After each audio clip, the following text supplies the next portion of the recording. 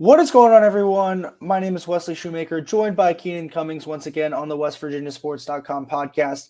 It is game week. It is go time. And with that comes our season predictions podcast. This shapes up to be one of the more fun ones that we'll probably do all year besides the game afters or game previews. But it really means that we are in football season. Obviously, football started this past weekend out in Ireland, and now it is West Virginia's turn to steal the spotlight. And as everyone knows, it's a big one starting week one in Morgantown. So how this is going to work, we're just kind of going to go game by game, give our thoughts, and then at the end of it, you can hear each of our predictions for the records and where we think West Virginia will end up. And then we'll kind of get into some over-unders of stats on certain guys and where we think they will end up as well. So it is no secret. Week one, West Virginia has a big task in front of them if they want to beat Penn State.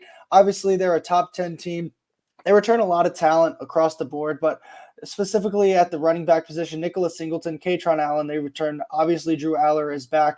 And then they still have Abdul Carter on the defensive side of the ball, as well as Jalen Reed. So a lot of talent, a lot of names that people like us are familiar with from last year, and they are still there. However, they come into Morgantown. So just your thoughts on West Virginia's chances in week one against Penn State. I think that this is going to be a close game. I'm going to make that clear. Last year, I was worried about this game. I really didn't give West Virginia much of a chance. I know that might be, surprising to some people. I just feel like that was a tough game. This year, I feel the exact opposite. I'm not leaning so much that I would predict a victory for West Virginia because I don't think that's necessarily how I feel. But I do think this is going to be a close game, and I can see West Virginia winning this game. To me, this comes down to two things. Both of these teams want to run the football. Which one controls the line of scrimmage on both sides better? But then even more importantly to me, and this was a clear advantage to Penn State last year, which one of these quarterbacks, and I hate doing this because so many people do this nowadays, they pick the quarterback and act like it's, he's the only guy on the field that matters. But which one of these quarterbacks, pass-catching batteries, whatever you want to call it, which one of them plays the best? Which one of them elevates their team? Last year, it was Drew Aller. He was definitely better. I think he was 21 for 29, 300-some yards, 3 touchdowns, probably his best game he played all year. Now, some of that was due to some issues with West Virginia's secondary, but he played very well. Garrett Green did not. He ran the ball well, but he was inaccurate, missed some throws. Can he make? That's been the buzzword all offseason: accuracy, touch. Can he demonstrate that? And when Penn State is able to stop the run, which as much talent as they have on defense, you do expect they're going to make it difficult for West Virginia. Can he make the throws? Can he make the plays to move this offense and kind of take advantage of what Penn State does? And on the flip side of that, can West Virginia's secondary stop Drew Aller? Because last year, when he threw the ball deep, he connected. Some of that was yards after the catch. Penn State receivers made some plays, and I know that there's some concerns there for them with their receivers. But which quarterback wins this game? And like I said, I'm trying not to be so cliche in a sense, but to me, I think that's the key to this game. I think that's a really good point, just because, let's take Garrett first, because the way he just started the year last year, it was very different than the offense, and we've talked about this a bunch. It was very different than the offense that he had going later in the year, and it was very bland. It was very, let's try to just not get killed week one type thing at Penn State versus really trying to win. And as much as it sucks to say that, they probably weren't trying to, it just didn't feel like they ever had a chance. Although it was close in the first half, obviously Penn State missed a couple field goals there. And like you were in a one-possession game, the third quarter just unraveled and the offense could never find their footing. So that's my thing of, I think everyone expects it to be close, especially early, but it's in that third quarter. Can you win that third quarter? Because last year, that's where the game was lost, was in the third quarter for West Virginia. And I think that the atmosphere is going to be great, obviously, and I think that this team's going to feed off it, especially early, but can they sustain that success into the second half of the game? And I agree with you. It's going to be close. Predicting them to win might be a little bit tougher just because it's still a top 10 caliber opponent, but we will obviously get our predictions for everything later on. So next week is Albany at home, FCS school. They're one of the better FCS schools, truthfully. And it's just Albany, right? Like it's your FCS game, it's your bye game. I think we both kind of have things straightened up there. Then they turn their sights to Pitt, obviously backyard brawl. This one's an interesting one for me just because I think it's one Garrett will have circled. He didn't get to play in this game last year because he got hurt early. And I think that with the rivalry and everything that is, and you don't know what happens week one, that this is going to be one they have to have, especially if they lose to Penn State, just from like a confidence standpoint. Like going 1-2 in the Big 12 play and you lose to your two rivals, like that's a tough place to be in. So for me, that's a big one that Garrett's going to have circled because he didn't get to play last year and he got hurt. And I think that West Virginia has a good chance of going up there and getting a win. Yeah, I think West Virginia, there's no ifs, ands, or buts about it. They have to win this game. You look at the layout of the schedule. The layout of the schedule. You look at, what Pitt has returning. Now, granted, that isn't always indicative of how a team is going to perform. Sometimes you lose good players and you get better. Look at West Virginia's 2004 team and then their 2005 team. That team has zero expectations, and they go to a Sugar Bowl after a team that kind of fell on their face a little bit and went to the Gator Bowl. So I think that it's hard to predict this thing year to year, and it's a rivalry game, which really throws a wrench in things because you never know how those things can turn out. You see it every year in college football. There's at least one team that loses a rivalry game they had no business losing, and this is on the road. But I think even in a good atmosphere, West Virginia is the better football team on paper. They really should be probably 3-0 or 2-0 at least in this series. Kind of gave the one away in Pittsburgh last time. So I think that's kind of still on the, stinging a little bit for them. So I do expect West Virginia to, come in and play some physical football against a Pitt team that's really missing a lot of players. Yeah, Pitt went 3-9, 2-6 in the ACC last year. Just wasn't great. They returned some guys, but it's kind of new mostly across the board for those guys, as you said. And obviously, we're not a ton into Pitt right now, but just kind of looking at it, as you said, that's one that they have to have. And if you're West Virginia, it's a hard start, obviously in September, but like that's just one you have to have. But moving on, after Pitt, you return home to open Big 12 play, and you get no favors in having to face the Kansas Jayhawks. Everyone knows about Jalen Daniels. Like everyone knows how good he can be. It's a matter of if he's on the field, and everyone knows what he did 2 years ago when he came in here to Milan Puskar Stadium, and he went up and down the field. And Kansas is not the same team that half a decade ago we were like, okay, Kansas, right? Like Lance Leipold is seriously building something there. He's got a team that is a top 25 caliber team. And for me, it's a matter of like, this is your first Big 12 game, and it's just going to be a dogfight. I just think that this is one of those games where it's a shootout, not a ton of defense is played.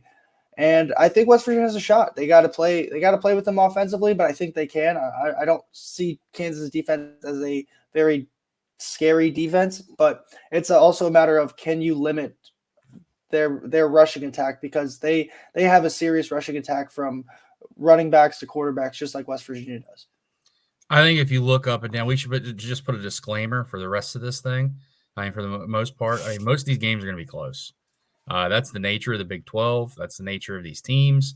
West Virginia didn't get a lot of favors. They got to play 5 of the 6 teams ahead of them, and this is a difficult opener.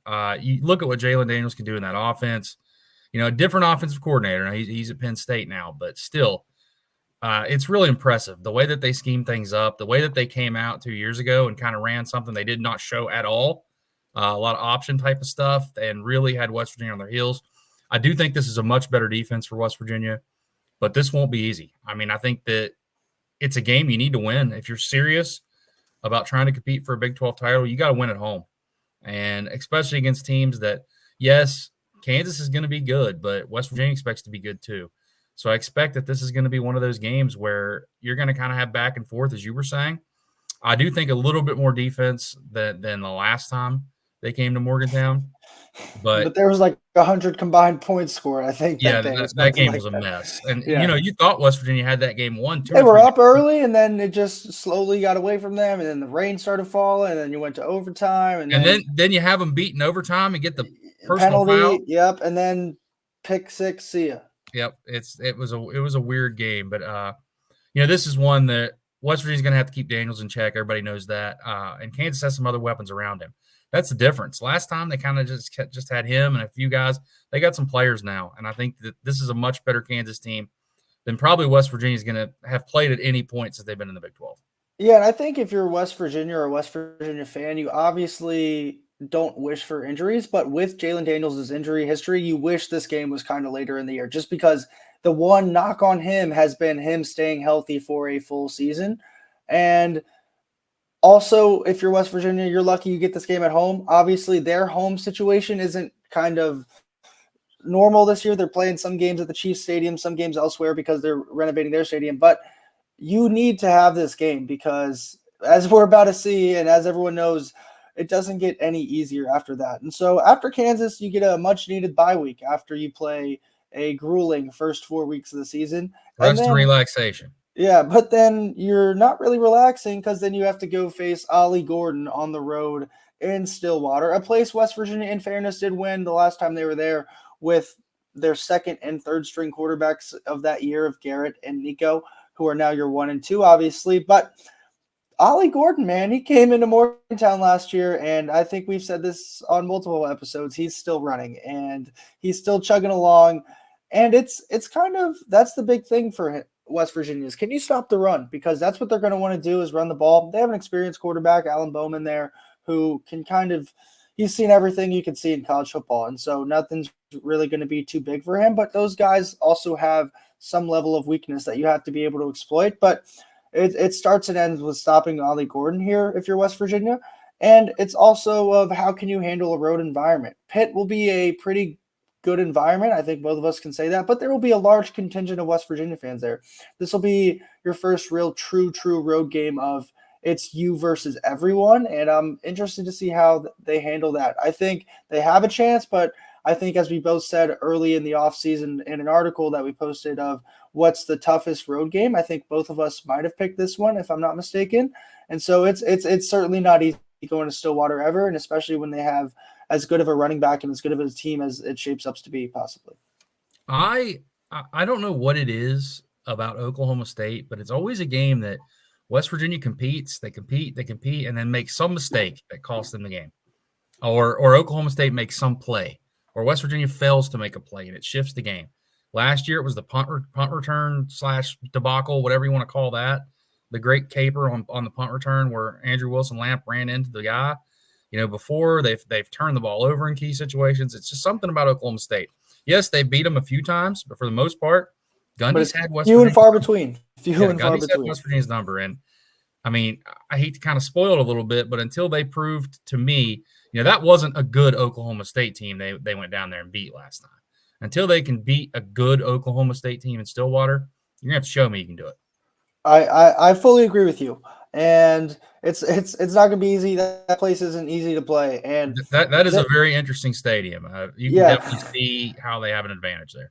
The front row dudes hitting whatever they hit on. Yeah, it's something. But moving on, you come back home week after, and this is a 2-game home stretch that you start with Iowa State and Kansas State that if you want to contend, you've got to go 2-0 in here. Like, we're going to talk about this a bunch. Like, you've got to defend home turf no matter what, especially in the Big 12.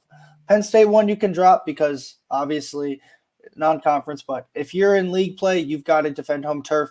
And Iowa State, obviously everyone's going to know the last name Becht. Rocco Becht is their quarterback, and he's returning.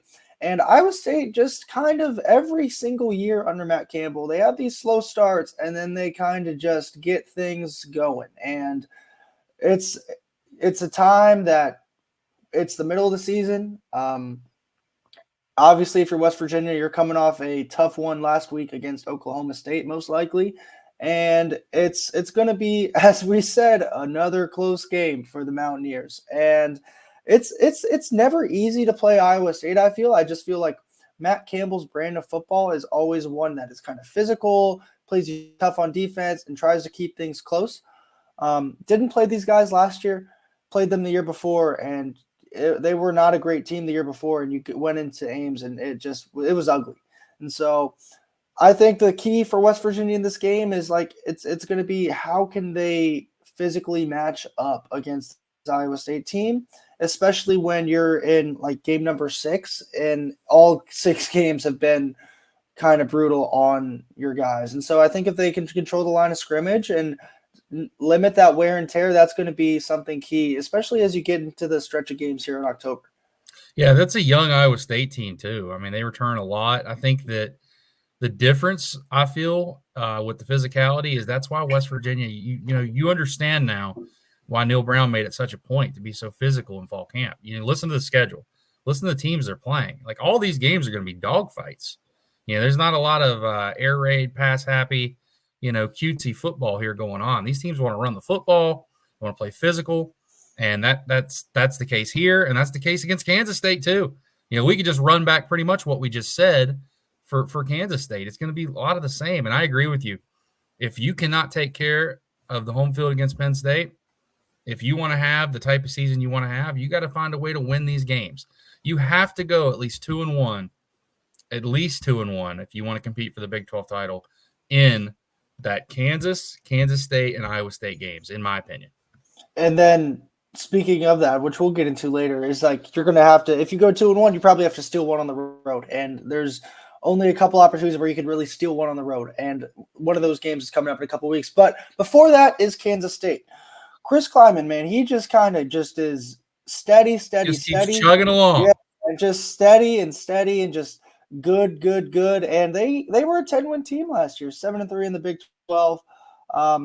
Obviously, they got Avery Johnson coming back at quarterback, and it's weird to say that I guess their backup quarterback, Will Howard, is now the starting quarterback for Ohio State, which by all accounts is the best team in the land. But, it's what a time to be alive with the transfer portal. But Kansas State, their offensive line kind of took a hit, losing a couple guys to the draft and eligibility last year. They've always been a team, though, that's been physical up front, especially on the offensive line. They've produced a lot of good offensive linemen, and that's what they would have wanted to do in the past, whether it was with Deuce Vaughn like years ago or even now. They just want to run the ball and then kind of just play a steady game, not turn the ball over, not go into high pressure, high risk situations. So this is another one where it's at home.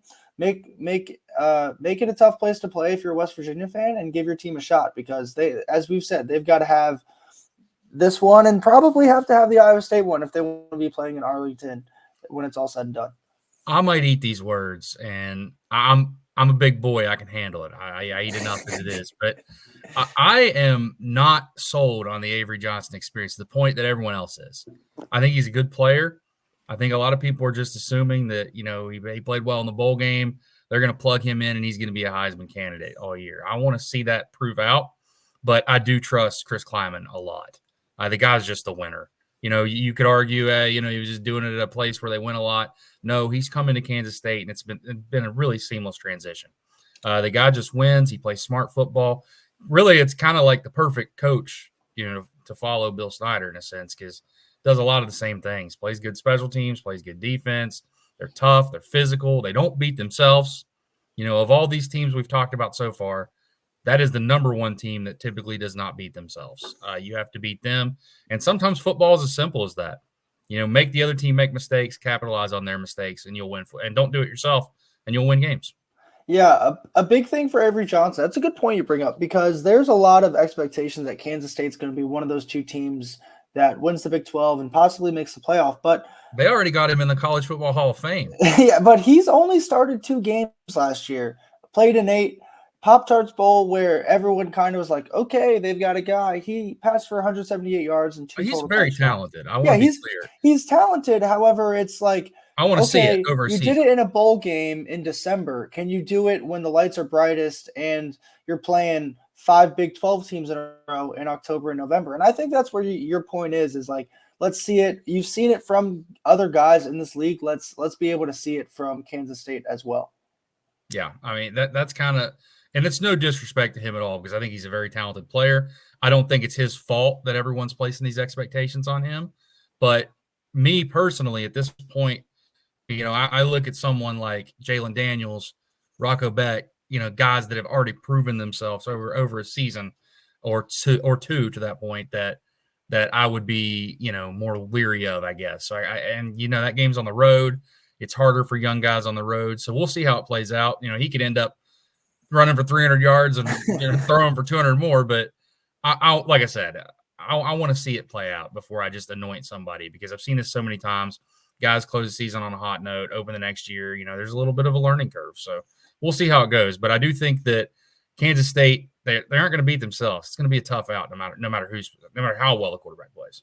Yeah, while we're on the Avery Johnson topic, he also has to stay healthy, just like all these guys, because he started in 2 games, played in 8. Let's see if you can play a full 12-game season with the physicality and the competitiveness of what the Big 12 is. But I compare it to Garrett Green. Remember the way he closed the year, yep. and then last year struggled a little bit. So I think it's easy to just kind of project people on a straight line or an upward curve.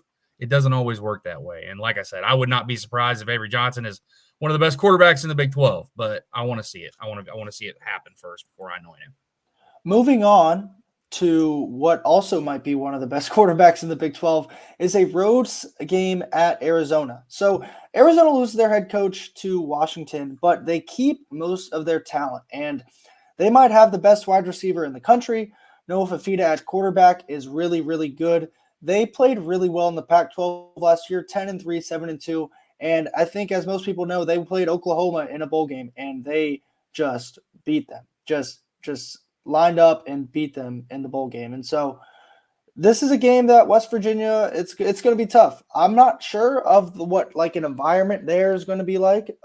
It's all new. It's new to all of us. First time for everything. Right, exactly. But it's not going to be easy if you are the Mountaineers, certainly to go on the road and play that talent, but you just don't know what football is like there, because we've never had to really care about Pac-12 football or Arizona football until this year. And so they are one of the new teams.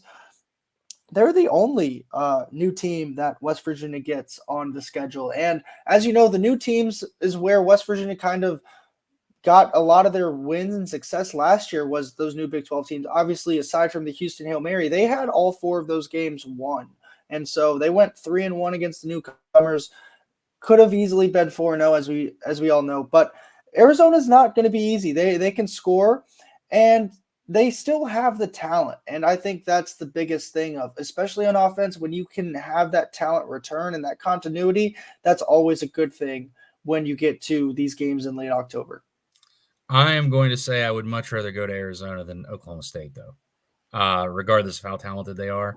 I think their quarterback's absolutely legit. The receivers, like you said, might be one of the best in the country. But there was a coaching change, and you never know how that's going to affect. I hearken back to, remember when Louisville had their coaching change and brought in Steve Kragthorpe, and everyone thought that they were going to not miss a beat. That didn't work. They had a really, the season wasn't as well. Now that you can find examples of the opposite, where the train keeps going, but they didn't get hit at some of their best spots, but they did lose quite a bit of players in the portal in the end of it.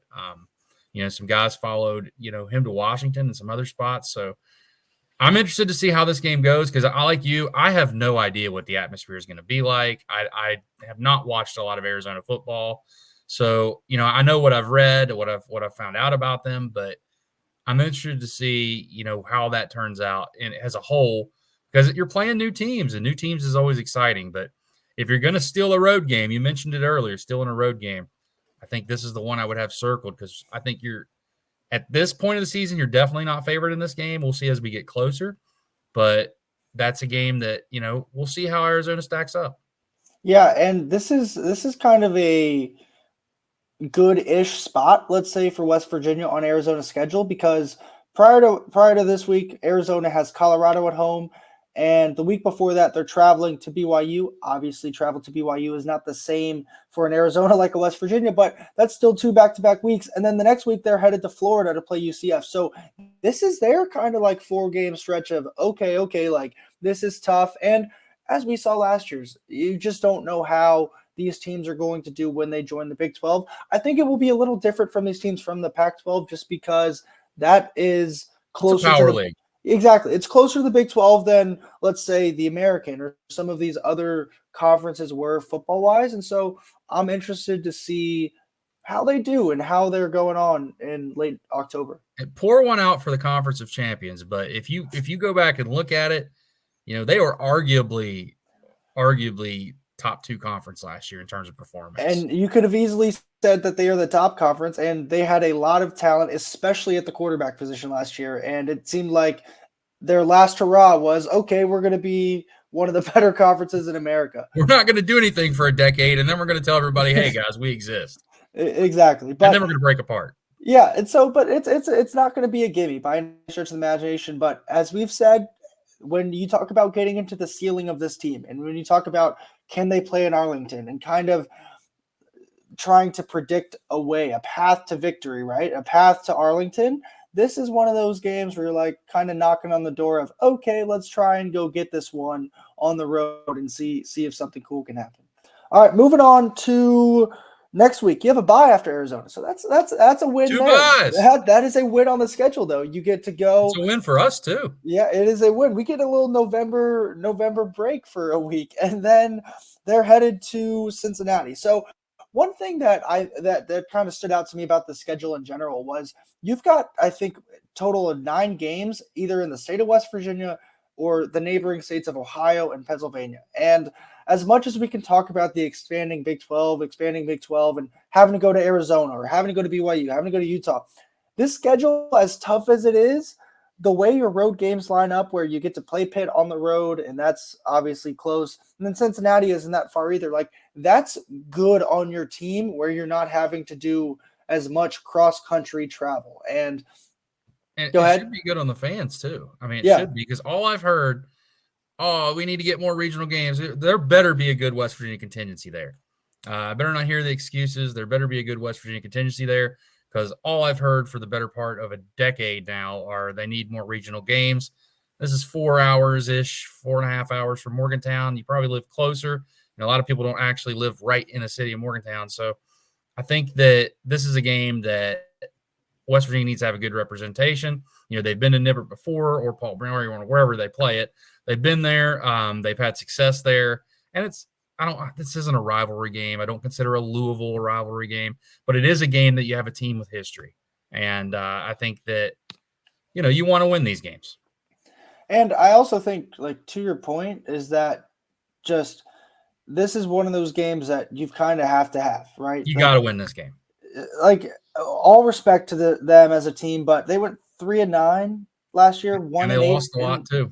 And but also, like, about fans, like Cincinnati, as even late in the year, in November, when the team probably wasn't going anywhere, even to a bowl game, they still had a good contingent of fans in Morgantown last year. And so I think if you're a West Virginia fan, you should want to return the favor. And who knows, like, don't really get many opportunities late in the year to go support your team on the road, especially if they're playing well and contending. Like, this could be one where it might be fun as a road environment if you're a West Virginia fan. But let's talk about a little bit about Cincinnati. It's just they're still adjusting is the biggest thing, I think, for me, is that they're still kind of trying to figure out that roster of filling out to have depth, filling out to have physicality. Their quarterback, they still have a question mark there. I'm not sure if they've named a starter, but that's still up the in the air. Indiana transfer, I think I just saw. He got named the starter? Yes. Okay. But so he played 10 games last year, 57% of his passes, 1,500 yards, 15 touchdowns through the air. Ran a little bit too, but not a ton. But if you're West Virginia, this is a must win, and I don't think there's any way around it. Nope. I think that you said it all. We don't need to add anything else to this. I think that it's going to be a fun game for West Virginia fans. You should make it to this one. And if it sounds like I'm pleading you to go, I am, because I can only hear this. I can only hear this so many times and people not show up to it. So, yeah. But after Cincinnati, you come home for your final 2 home games of the season, and you get Baylor. And as much as Baylor struggled last year, they had West Virginia on the ropes, and they had them dead to rights. And did they have West Virginia on the ropes, or did West Virginia have themselves on the ropes? That's a good question. That's a good question. But no, kickoff. Let's just never have a kickoff in this game to Baylor, and you should win, right?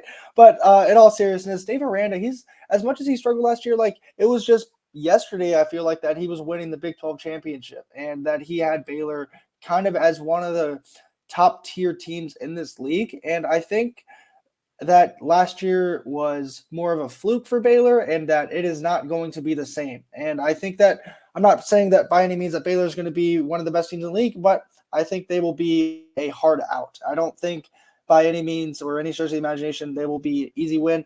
I mean, they got Daquan Finn, group of 5 transfer at the quarterback position, who's really electric, both with the ball in his hands and as a passer and runner.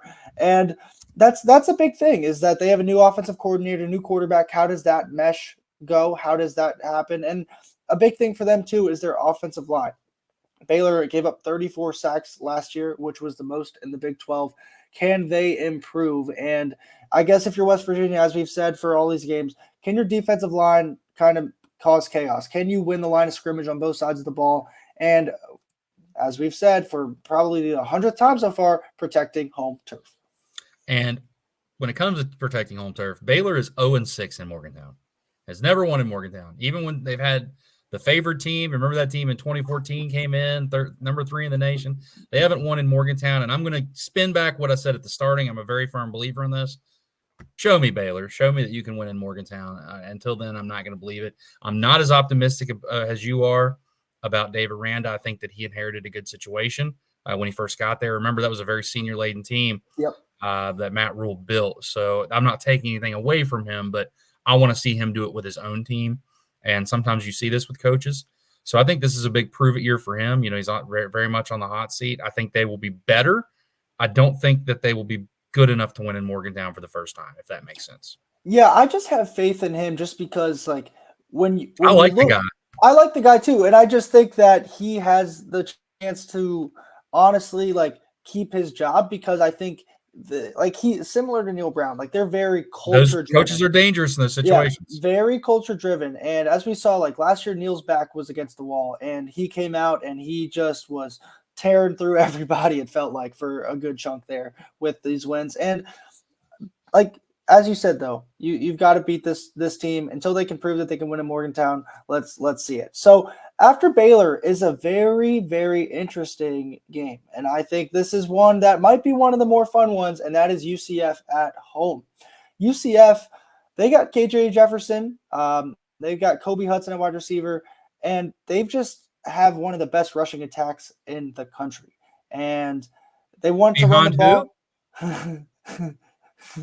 We'll get into that. But seriously, no, but they want to run the ball. And West Virginia went down there last year and they won, obviously. That was a fun game, too. In pretty convincing fashion. Like, I feel like from start to finish, they kind of had a little wire to wire. We have this game in hand. But if UCF is as good as some people think they might be, which some people have them as one of the better teams in this league, they could be contending for a spot in Arlington. And I think that's the cool thing about this league is, like, no matter what, like, there's going to be Big 12 championship implications throughout this season. And I think the UCF game for either West Virginia or UCF will have some serious Arlington ramifications. I don't follow you there. My biggest thing with UCF, I think their skill position people, they're ready. They're Big 12 ready there. It's their lines. They really struggled last year when I watched them play. There's a few exceptions, you know, they really had some impressive games, but that takes time, and I'm not sure that's fixed in 1 year. I see more of a 7-5, 6-6 type year for them again. I could be wrong, but you know what? That's what we do on this show. We take shots, and that's my shot.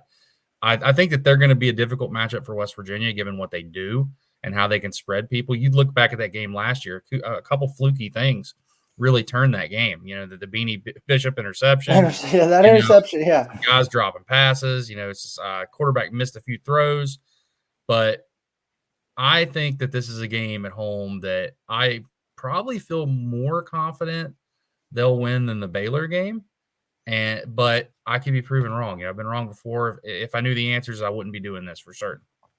Yeah, I think the reason why I'm high, it's simply KJ Jefferson. Like, he's good. Starts and ends with him, right? Like, he's proven before how good he can be, and so if he stays healthy, I really think that. And I know you said it earlier in the show, is you don't want to be like quarterback or bust, and like it's the team is the quarterback. But I think for a team like UCF, their team is their quarterback. If he can stay healthy and he can play at the high level that we've seen him play previously, then I think this UCF team is really dangerous. And so that's why I'm kind of buying stock in them, is because I'm buying stock in KJ Jefferson. Yeah. I mean, that's fair. I can't disagree with that. I just want to. Like I'm very much of a prove it guy. I've kind of you've heard it over the show, like, and I want to see them have sustained success before I kind of just anoint them, because you saw that with West Virginia their first year in the Big 12. They were picked second in the league, and they went, what was it, 7-6 to close the year. So I think that you gotta kind of earn it, and you got to kind of do it over time in this league. It's a physical, tough league. And yeah, they can run the ball well, but they're small on the defensive line last year. They kind of got pushed around. So I want to see how they perform in year 2. Moving on, and this one is certainly no give me either, and it is your regular season finale. Guns on up, the road, baby. On the road, tortillas flying, winds flying, at Texas Tech. Joey McGuire, 15-11 at Tech. They went 7-6 last year.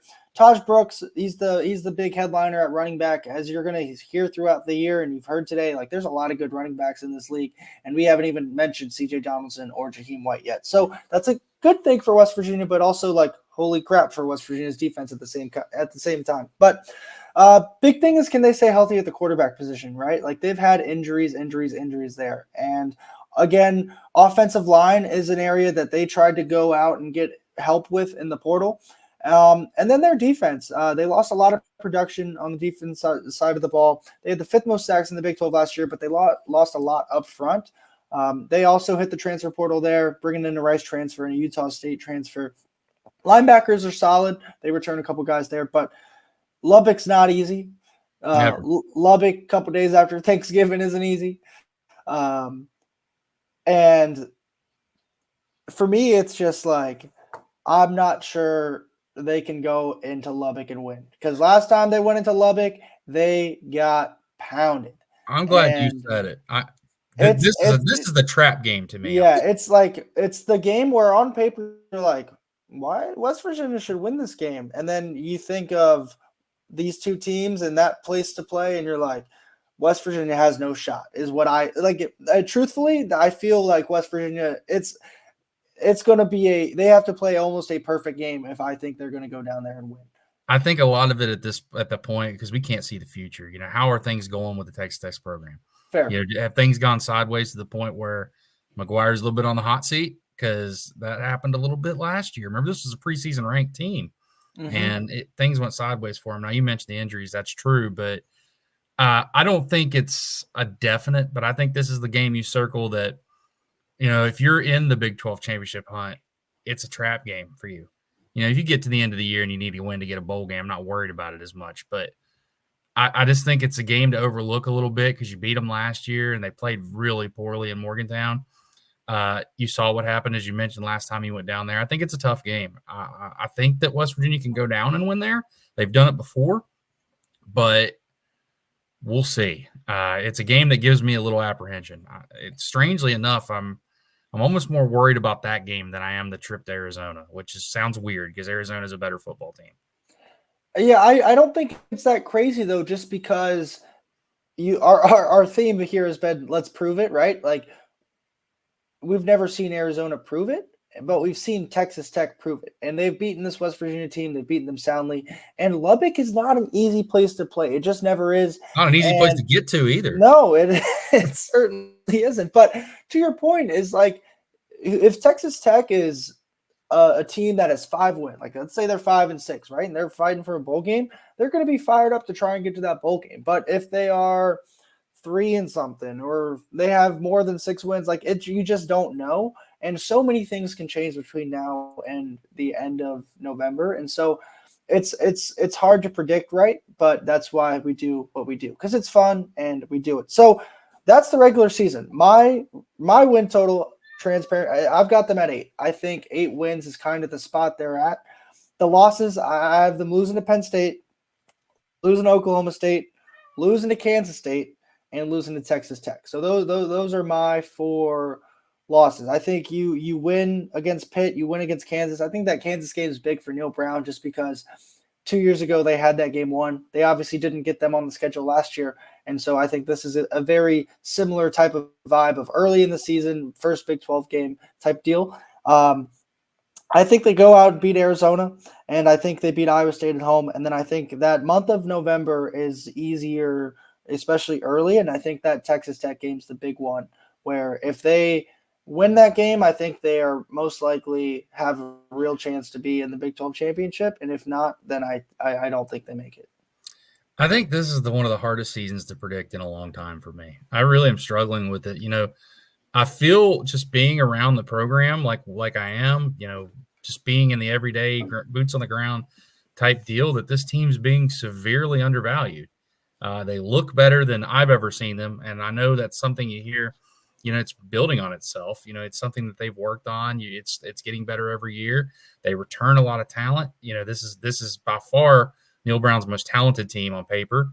But then you look at like kind of the Vegas over-under, it's 6.5. This is not a team. West Virginia's picked 7th in the Big 12.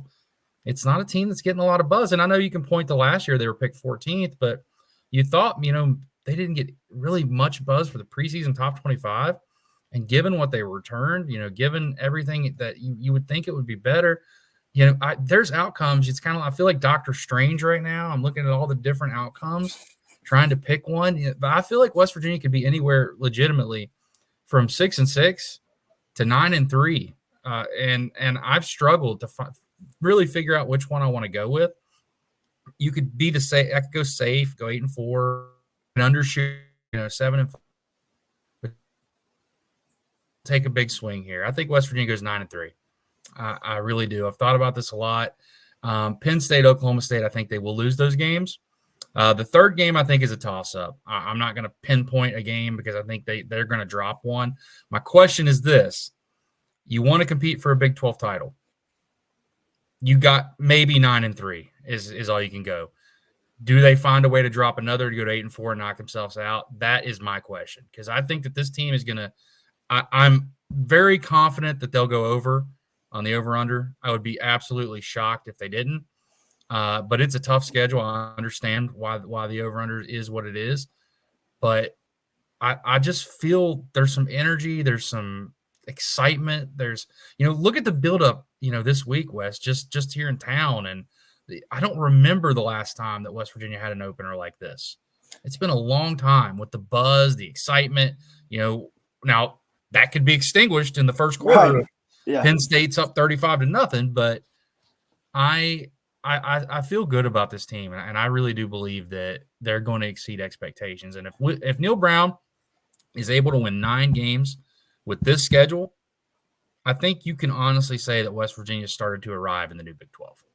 Yeah, the biggest thing for me is just that it's hard to win close games. Yes. I think the biggest thing that stood out for that TCU team that went to the national championship is they were undefeated in one-score games. And that is really freaking hard to do. It reminds me of that scene out of Tropic Thunder. You got luck tattooed to your ass. That's kind of like how I felt about that team. Yeah, but it's my thing is like you get kind of a similar vibe. You have a quarterback who's dynamic. You have some experience across the board. It's just a matter of can you go and do it when things get tough and when things get tight. And to Garrett Green's credit, right, like he's been there and done that. Like last year in 2-minute drills, he was elite. And it's just a matter of, though, can your defense hold up and can things stay correct physicality? And so I think when you talk about like floor and ceiling, as you just were, right, like the 6.5 seems very, very low. It like truthfully, if someone wants to go make some money, you might throw a couple bucks on that because it just seems – you're going to make some enemies if something bad happens. Yeah, I will, but they don't know where I live, so it's perfect. But yeah, so I just think that ceiling-wise, Big 12 championship, right? Like this team has the talent to get there. The question I have, Wes, and I didn't mean to interrupt you, but like, no, you're good. If it's not going to be this year, when is it going to be? Right. I mean, you return all this stuff. I love the offseason approach they had. With they're going to be physical. I love everything that they did in that regard. That's what a good football team does. But if it's not going to be this year, you have to question when is it going to be? When are you going to compete for a Big 12 title? Because this is a senior-laden, as experienced a team that Neil Brown's had. Yeah, and I think for me, this team kind of gets that 2018 vibe of there's a lot of expectations. Now, can you go out and do it? I mean, Yep. that 2018 team, they had the Tennessee game week 1. I'm not going to compare that Tennessee team to this Penn State team by any means, but it's just that you have that big name opponent early. And then can you go and win in October and November? And this October stretch is as tough as I think we've seen in a while for one of these schedules. And it's not going to be easy. And I think you brought up a really good point, and we've talked about this off camera. We've talked about this plenty, is that this team could be a better team than last year's team. Like, if let's just say you had a copy of this team on Madden or NCAA and you had a copy of last year's team on NCAA, like this team would most likely be last year's team, but the numerical value of wins might not be greater just because of the toughness of the schedule in the league. And while you can say that's a good thing, it doesn't matter at the end of the day because you are judged by the win and loss column. And you bring up a good point, right? Like the Big 12 is wide open. You lose Texas, you lose Oklahoma. Yeah, you bring in Utah. Yeah, you bring in a couple of other Pac-12 schools that could be good, but you're used to this league. You're a vet in this league if you're West Virginia, a decade plus now, and so when's going to be that time where you can finally get over that hump and get to be one of the top 2 teams standing and into the Big 12 championship? Yeah, my dad always had a saying, and he picked it up from his grandfather: talk is cheap. It takes money to buy whiskey. And I think that that's kind of where West Virginia's at. We can sit here and sugarcoat, if this team goes 7-5, 8-4, 6-6, well, they played really well. They just had a tough schedule. At some point, the fan base is going to get it. They want to see more. And I think it's completely, I just picked 9-3, and that was my most optimistic viewpoint. I could totally see this going the other way because you mentioned it's close games. They're going to play a lot of close games. I think You're a missed field goal. You're a personal foul, roughing the passer penalty. Like you're yes, all these things away from just losing a game. You're a dude stepping out of bounds a half yard too early. You're a bad spot away. You're a knee going to, like, there's so many minute and I think things. most games are going to be like that, Wes. I really do. Once you get For in the all Big you 12, people, especially. for all you people that love the stress Virginia stuff, like you're in for a good one this fall. And I think that's the biggest thing of who's going to prevail. Can Neil Brown dig deep? Can this team dig deep and win these close games? And It's time. if you can, then you're gonna be having a lot of success come November. It's time. I mean, we'll end it with that. It's time for this team. It's time for this program. You surprised a lot of people last year. Neil's talked about it all offseason. He hasn't sugarcoated it at all. How do you go from being a 9-win team to perhaps an 11-win team and competing for a conference title? The time is now. Can this team show it? Can this team prove it? No, if they don't meet that, is it an abject failure? No. But you want to see growth. You want to see progression. And this is West Virginia's chance. One more activity we're going to do. This activity. I like how you say that. should be a fun one. I know I sound like a teacher or something. I got big my wife energy. Over under on a few guys and stats. So I kind of did a little bit of research on stats last year and tried to give good numbers. I didn't look up any gambling sites to see if there's any real over-unders for these guys, but I'm not sure if there are in college. Yeah, I think we'll be good. So call me Vegas. But Jaheim White, last year he 842 rush yards, $125 receiving yards. Over under, Keenan, you go first, 1,000 total yards on the ground and through the air. It better be over. I think if it's not over, you're wondering what happened this season or he got hurt. Jaheim White was just electric. I had a stat in the offseason. I think he's had the highest yards per carry in West Virginia history with over 100 carries. So I think that's pretty impressive. So he's electric. I've thought this since I saw him as a recruit. It better be over. And West Virginia better find a way to get him and C.J. Donaldson, for that matter, involved in the pass game more, because that was an area they just did not explore as much as they should have. And I think Jaheim White, out of the two running backs, with all due respect, like he's the fit for the pass game with his speed, with his ability to kind of make guys miss. CJ's obviously that strong back. You're going to hear it probably 1,000 times. The thunder and lightning, right? That's what he played tight end, though. Remember that. He did play tight end, though. But moving along on the offense, Cole Taylor, he led the team with 35 receptions last year. Two-part question to this. First one, is Cole Taylor the leading receiver in receptions this year? Second, will he have more or less than his 35 number from last year? No, yes. No, yes. Okay. I think I am agreeing with you. I think that he will not lead the team in receptions. However, I do think he gets over 35. I think they're going to pass the ball a lot more, truthfully. I just think people are going to really try and stop the run, and they're going to be forced to throw the ball. And they're going to want to say, let's make Garrett Green beat us with him passing the ball rather than with him running the ball. And so I think he will be forced into a lot of passing situations. Moving on, back to a wide receiver now. Last year, there was only one wide receiver on this team that had more than 500 yards. I'm going to up that total, but does a single wide receiver get over the 650-yard mark? Yes or no, and why? This is the toughest one yet for me. I've had like a spring-loaded answers to the first couple, but I think yes, but it'll be close.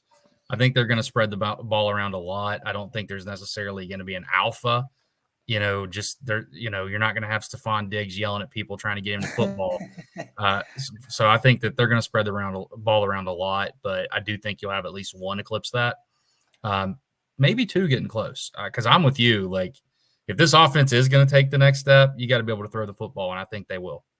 Yeah, I think at least one gets over. Who is it? I could Good luck. 4 guys, right? Like, you could just put your hand in a hat and pull out a name. Oh, it could work. But C.J. Donaldson, 11 rushing touchdowns last year. He was used a lot near the goal line, but over under 10.5 rushing touchdowns for C.J. this year. Over. I'm taking the over just because I think that he's your reliable option down there.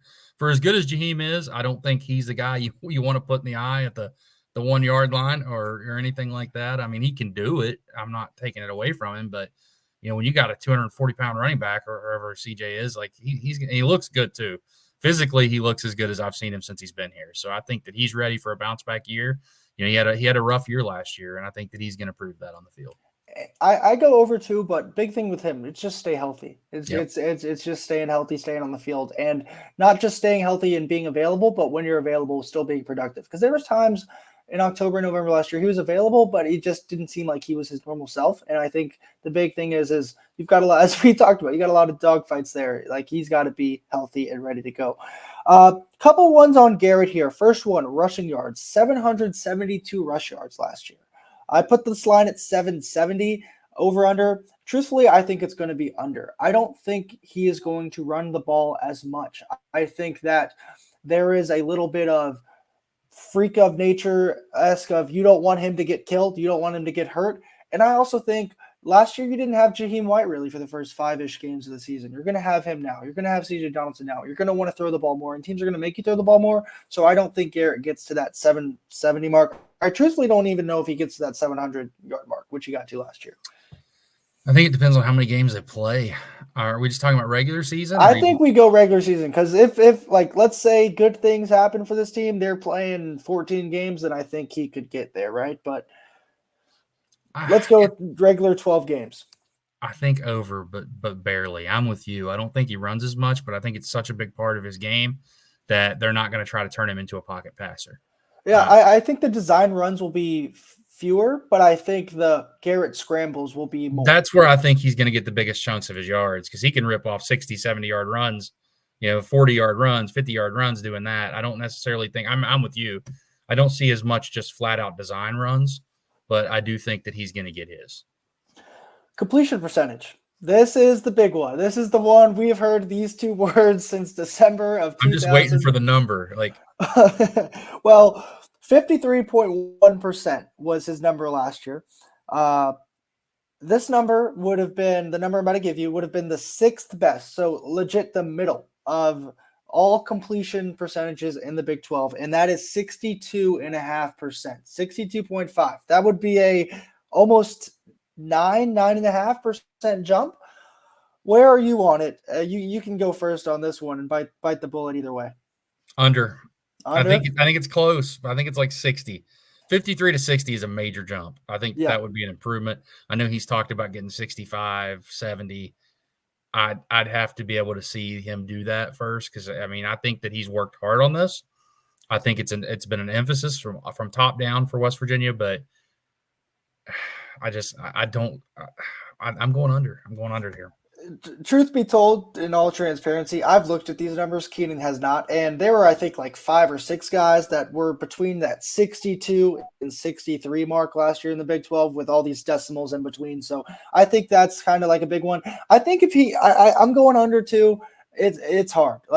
And I think the design of this offense is not going to just change just so he can complete more percentages of his passes, because why change something that works so well, right? Like, he obviously can throw the ball down the field. No need to just try and cute and fancy just so his completion percentage go up. So I think he's going to be under that as well. 2 defensive ones. Interceptions were a big thing in 2022, and what they did not do. Last year they had 11 of them. Over under 10.5. Do they get to these double-digit marks again? I say yes. I just think there's a lot of experience back there, as we've said a million times. As you guys can tell, it's repetitive at this point before games start. But there's a lot of talent back there. There's a lot of experience. People are going to have to throw the ball against this team to try and win games, because it's not going to be it's not going to be one way to beat this team this year, especially with the linebackers. I think they're going to help with the physicality up front.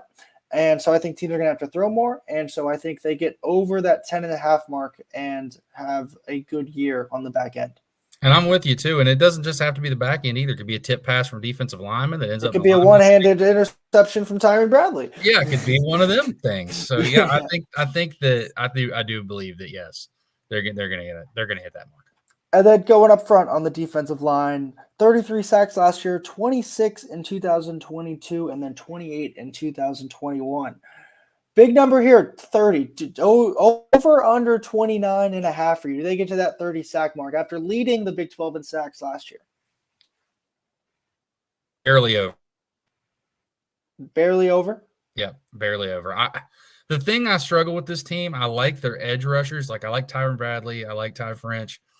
Who's going to make the plays up front? They had some guys that last year they could move in there that, Durajai, for example, was a guy that they liked off the edge. Jared Bartlett. Yeah, who's going to be that guy? Now, I think Sean Martin's healthy now. I'm interested to see how he can handle things. I like what they got up front, especially against the run, but I think it's going to be barely over. I'm on the opposite. I think it's going to be barely under. I just think, like, their weakness, so to speak, on the defensive line is just the lack of depth. And when you're trying to find guys that you can kind of fit in and it gets late in the season, it's hard to sometimes get sacks. And there's a lot of guys here too that are mobile quarterbacks. And just because they can roll out easily and kind of escape pressure, it's hard to get to that 30 mark. So I think they'll get to like 27, 28. And I'm not saying that's bad by any means. I think that 30 mark is high, and I'm not sure if they can do it. It is high. Again. That's why I'm barely over. I was almost barely under, but I'm going to go barely over for the sake of that. I really do trust Jordan Leslie and especially AJ Jackson. So that'll do it. Final predictions.